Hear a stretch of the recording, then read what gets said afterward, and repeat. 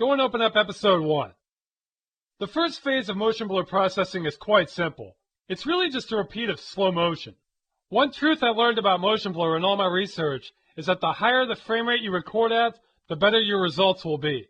I record most of my footage at 6 times the regular frame rate. So if my final footage is at 30 frames per second, I'm recording at 180.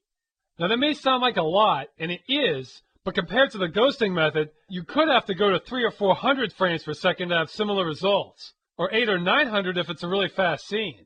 You can go higher or lower if you want, but I find 6 times works well in almost all situations.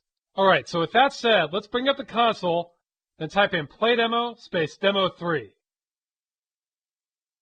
Did you know that chocolate chip cookies contain more energy than the same amount of TNT? I mean, calories are a measurement of energy after all, so that's how we can tell. The difference, obviously, is that TNT can release energy much, much faster than chocolate chip cookies. Plus, you can't digest it, so don't go eating TNT trying to lose weight. I doubt it tastes very good either.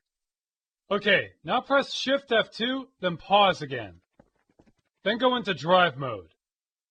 I'm going to position my camera so we capture our guy running across the screen. This looks good. Now I'll press resume so I can reposition my shot. Somebody call the police, a fight's broken out. There he goes. Okay, that looks pretty good. Now I'll pause this, then rewind it by telling it to go to tick 500, since he's close to starting his final run at that point.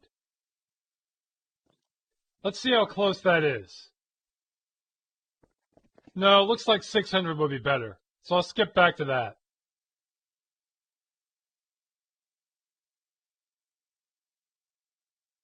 Alright, now I'm going to close this window, then we'll change our frame rate.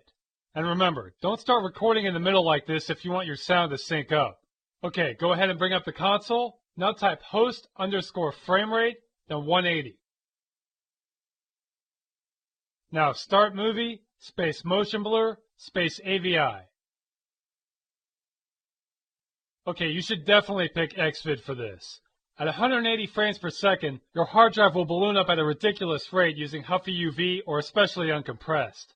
With XVID, you can actually keep the sizes reasonable. So I'm pressing X, then Tab, then Enter. Now let's go back to the game and unpause. Oops, he kind of jerked into place there, but that's the risk of starting in the middle. He should be fine now.